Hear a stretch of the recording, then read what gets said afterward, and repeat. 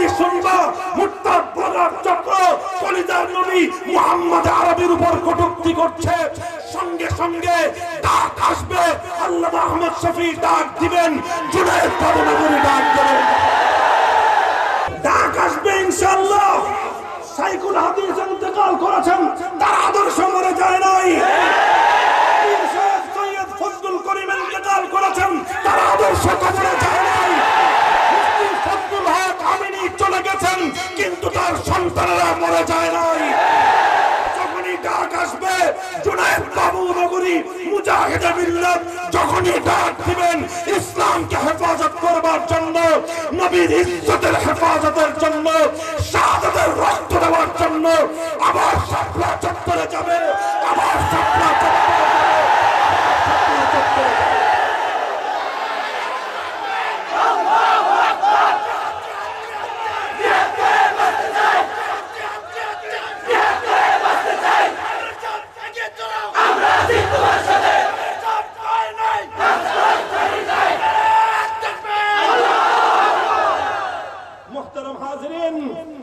খুব ভালো করে বুঝে যান। জাগরণের প্রয়োজন একটা, শেষ রাতের জাগরণ। সে সময় জেগে উঠে চোখের অশ্রু নজরানা দিবেন, চোখের পানিতে বুক ভাসাবেন। আরেকটা জাগরণ হবে দিনের রশ্মিতে, আরেকটা জাগরণ ঘটাতে হবে দিনের আলোতে। দিনের বেলায় চোখের অশ্রু নজরানা নয়, শাহাদাতের বুকের রক্ত দিয়ে মাতৃভূমিকে পবিত্র করতে হবে।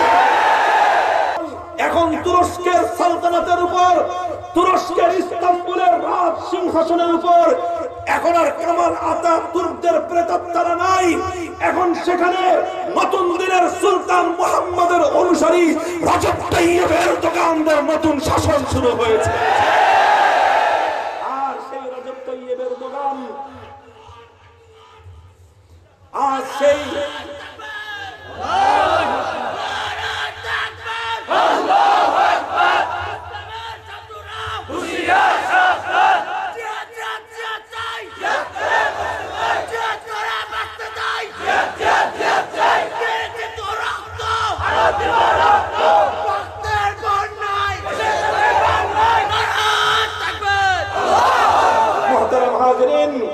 আজ সেই তুরস্ক যেখানে কোরআনের তেলাওয়াত নিষিদ্ধ ছিল, যেখানে মসজিদগুলোকে গরু আর গাধার আস্তাবলে পরিণত করা হয়েছিল, যে মাটিতে মুসলিম নারীদের জন্য হিজাব পরা নিষিদ্ধ ঘোষণা করা হয়েছিল, আল্লাহর কোরআনকে যেখানে নিষিদ্ধ করা হয়েছিল, আজকের পৃথিবী দেখছে তুরস্কের মাটিতে এমন এক শাসক, যেই শাসকের কণ্ঠে আল্লাহর কোরআনের তেলাওয়াত শুনলে সারা পৃথিবী মুগ্ধ হয়ে যায়।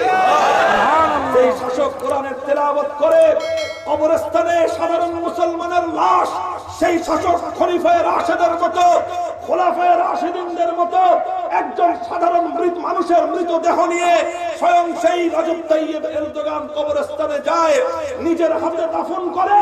দাফন করবার পর কবরের উপরে সূরা ফাতিহা পড়বার জন্য টাকা দিয়ে মোল্লা ভাড়া করা লাগে না। বুঝেন কথা, বুঝেন? ভাড়াটিয়া দিয়ে কতদিন বাপের জন্ম খতম করাইবে? ভাড়াটিয়ার খতম করা বাপের কবরের মধ্যে সওয়াব পৌঁছে না। ভাড়াটিয়ার খতম দিয়ে কবরের মধ্যে ফায়দা হবে না। সন্তান তৈরি করেন যে সন্তান নিজের কবরের উপর আপনার সন্তান সূরা ফাতিহা পড়তে পারে। এমন শাসক তৈরি করেন যেই শাসকরা আসসালামু আলাইকুম ইয়া রাহমাতুল্লাহ বলবে না, যেই শাসকরা আলহামদুলিল্লাহি রাব্বিল আলামিনের বিশুদ্ধ উচ্চারণ করবে, যেই শাসকরা বিসমিল্লাহ পড়বে না, যেই শাসকরা বিশুদ্ধ উচ্চারণে বিসমিল্লাহির রহমানির রহিম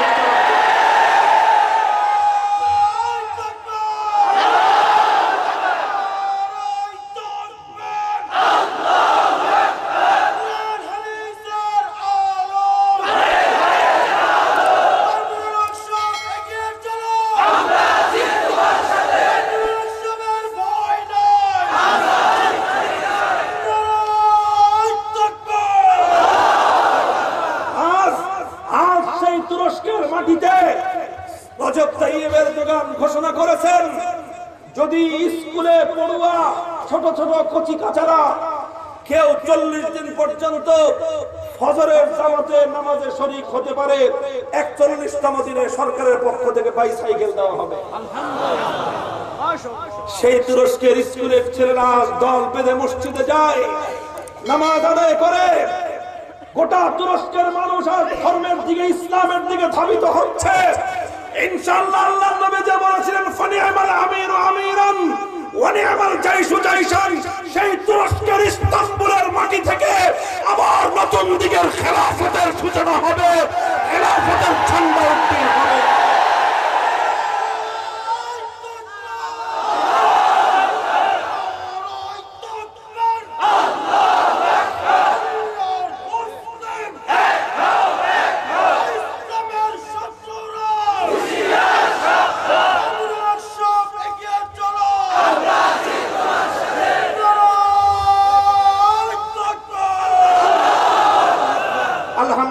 আমি আগেও বলেছি, নসিহত করবার কিছু নাই, ঘুমন্ত শার্দুলদেরকে ঘুম থেকে একটু জাগ্রত করবার প্রয়োজন। ও মুসলমান, জেগে উঠো। কামাল আতাতুর্কের ধর্মনিরপেক্ষতার রাজনীতি তার জন্মস্থান তুরস্ক থেকে বঙ্গোপসাগরে ভাসিয়ে দেওয়া হচ্ছে। তুর্কি জাতীয়তাবাদের কথা বলে মুসলমানদের পবিত্র মদিনা থেকে তুরস্ককে বিচ্ছিন্ন করা হয়েছিল। বলা হয়েছিল তোরা হলো তুর্কি জাতি, তোরা আরবদের থেকে আলাদা থাক। এইভাবে ভৌগোলিক জাতীয়তাবাদের কুফরি স্লোগান তুলে তুরস্ককে আরব থেকে বিচ্ছিন্ন করা হয়েছিল। আজ সেই তুরস্কের মধ্যে তুর্কি জাতীয়তাবাদ, ধর্মনিরপেক্ষতাবাদ সব কবর রচনা করে মুসলমানদের চিরন্তন মতবাদ ইন্নাদ-দীনা ইনদাল্লাহিল ইসলাম, ইসলামের বিজয়ের কেতন উঠতে শুরু করেছে।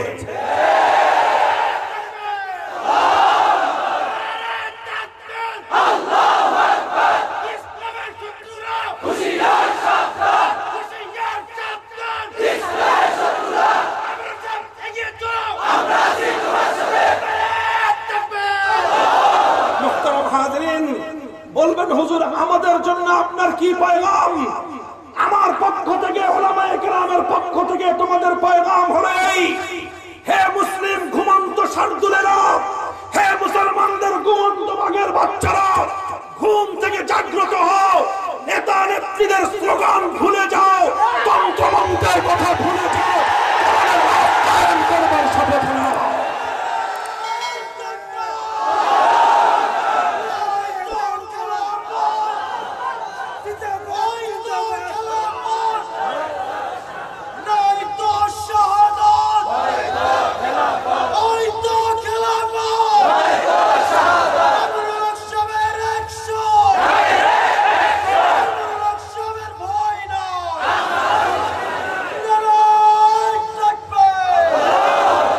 মোহতারাম হাজরিন, জেগে উঠেন। আর এখনো যারা কিবলা ঠিক করতে পারেন নাই, ভালো করে শুনে রাখেন। হে মুসলমানের যুবকেরা, আমাদের কথাটা একটু দিলের কান দিয়ে শুনবার চেষ্টা করো। আজ যারা ওয়াশিংটনকে কিবলা বানায় রাখছো, আমেরিকার হোয়াইট হাউসে বৃষ্টি হলে ঢাকার বঙ্গভবনে ছাতা খুলে ধরো। রাশিয়াকে কিবলা বানাইছো, মস্কোতে বৃষ্টি হলে সংসদে ছাতা ধরো। কেউ চায়নাকে কিবলা বানিয়েছো, চায়নার পিকিং এ বৃষ্টি হলে ঢাকার রাজপথে তোমরা ছাতা খোলো। কেউ দিল্লিকে কিবলা বানাইছো, দিল্লির ইশারায় তোমরা শাহজালালের বাংলাকে চালানোর স্বপ্ন দেখছো। সতর্কবাণী জারি করতেছি, কিবলা বদলায় ফেলো, কিবলা পরিবর্তন করে ফেলো। আমেরিকার ওয়াশিংটনের নেতৃত্ব খতম হবে, সোভিয়েতের ইউনিয়নের তাদের মস্কোর পতন ঘটবে, পিকিং এর পতন ঘটবে, দিল্লির কিবলা ধ্বংস হবে, সোনার মদিনা এবং মক্কার কিবলা সারা দুনিয়াতে কায়েম হবে।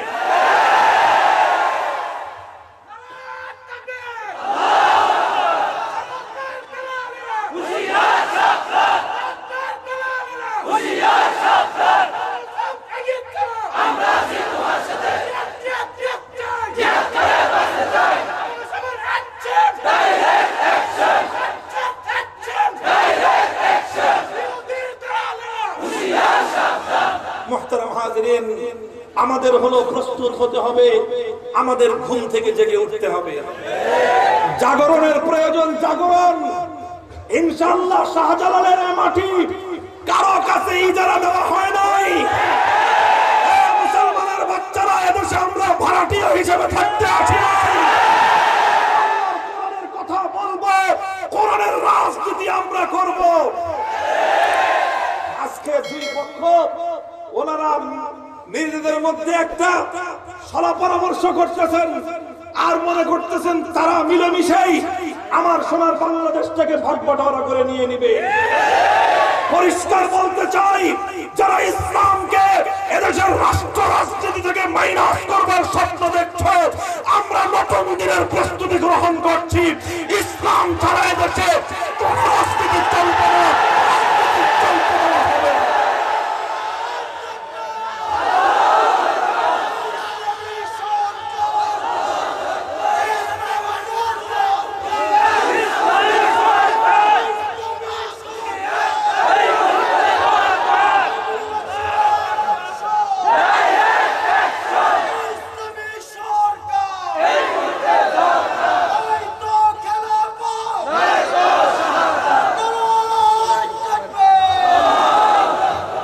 বন্ধুগণ, জাগরণের প্রয়োজন, জেগে উঠবার প্রয়োজন, একটু সচেতনতার প্রয়োজন।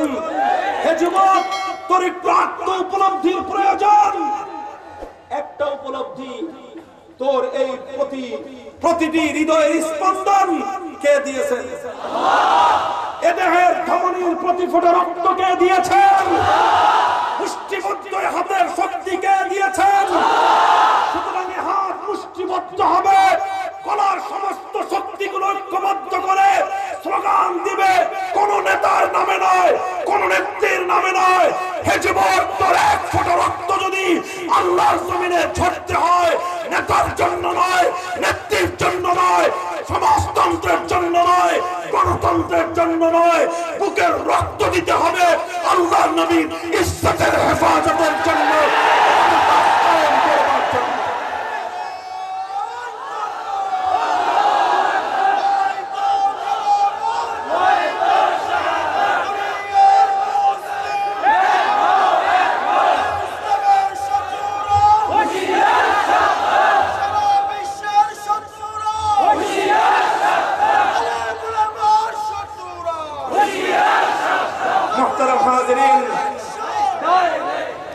মুহতারাম হাজিরিন, কথাটা ভালো করে বুঝেন। কিসের দরকার? জাগরণের দরকার। কিসের দরকার? জেগে উঠবার দরকার। কিসের দরকার? দুইটি জাগরণের দরকার। কয় জাগরণ? মুখস্থ করেন, সবক নিয়ে ফিরবেন বাড়িতে। কয় জাগরণ? প্রথমবার জেগে উঠতে হবে রাতের শেষ প্রহরে। সারা পৃথিবী যখন ঘুমে বিভোর, আল্লাহর বান্দারা ঘুম থেকে ওঠো, ওযু করো, জায়নামাজে দাঁড়াও, তাহাজ্জুদের জায়নামাজে দাঁড়িয়ে সিজদায় লুটিয়ে পড়ো, খোদার দরবারে চোখের অশ্রুর নজরানা পেশ করো। আমার মুসলমান বাবারা, মায়েরা, বোনেরা, তোমার সন্তান, তোমার স্বামী বিপদগামী, তুমি যাও ভান্ডারের কাছে, তুমি যাও মাজার পূজারীর কাছে, কোন দরকার নাই, কোন হুজুরের কাছেও যাওয়ার দরকার নাই। শেষ রাতে ঘুম থেকে উঠে তাহাজ্জুদের জায়নামাজে দাঁড়িয়ে চোখের অশ্রুতে বুক ভাসাও, নিজের স্বামী, তরুণ সন্তানের হেদায়েতের জন্য খোদার দরবারে চোখের অশ্রুর নজরানা পেশ করো। মুসলমান, জেগে উঠো, শেষ রাতের শেষ প্রহরে জেগে উঠে খোদার কাছে চোখের অশ্রুর নজরানা পেশ করো। আল্লাহ আল্লাহ জিকিরের মাধ্যমে আল্লাহর সঙ্গে আত্মার সম্পর্ক তৈরি করো। কোরআনের তেলাওয়াতের মাধ্যমে মুসলমানদের ঘরগুলোকে নতুন করে আবাদ করো। রাত 12টা পর্যন্ত স্টার জলসা বন্ধ করে দাও। রাত 12টা পর্যন্ত অশ্লীল সিনেমার বাক্সের মধ্যে আগুন ধরো। মোড়ে মোড়ে চায়ের দোকানগুলোর সামনে অশ্লীল সিনেমা, নাটক, নোবেল বন্ধ করে দাও। মুসলমান, জেগে উঠো, শেষ সাথে খোদার দরবারে হাজিরা দাও, চোখের অশ্রুর নজরানা ফেলো। এটা হলো প্রথম জাগরণ। আল্লাহর কসম খেয়ে বলি, মুসলমান দুনিয়াকে জয় করেছে, বিশ্ব জয় করেছিল তরবারির শক্তি দিয়ে নয়। মুসলমান রোম পারস্যকে পদানত করেছিল সামরিক শক্তির বলে নয়। মুসলমান দুনিয়াকে জয় করেছিল শেষ রজনীতে কান্নার অশ্রুর শক্তি দিয়ে। এটা হলো প্রথম জাগরণ। মুহতারাম হাজিরিন, আরেকটা জাগরণের প্রয়োজন। সেই জাগরণ হবে দ্বিপ্রহরের প্রখর সূর্যের রশ্মিতে। দিনের বেলায় জেগে উঠতে হবে। কখন জেগে উঠবা?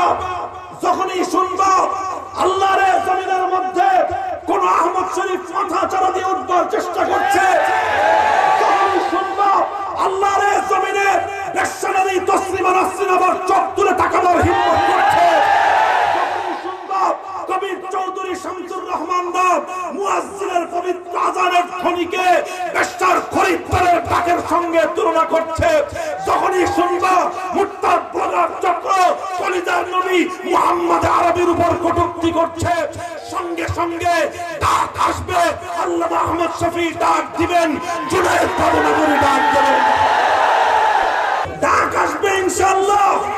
সাইকুল হাদিস ইন্তেকাল করেছেন, তার আদর্শ মরে যায় নাই।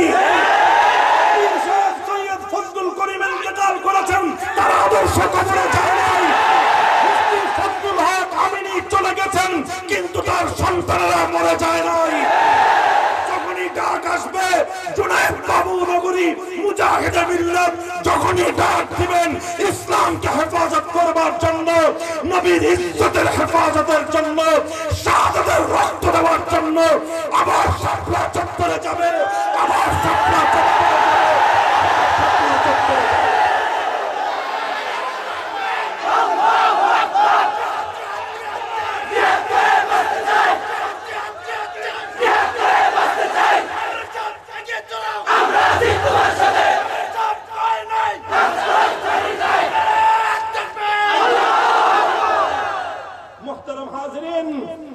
খুব ভালো করে বুঝে যান, জাগরণের প্রয়োজন একটা, শেষ রাতের জাগরণ।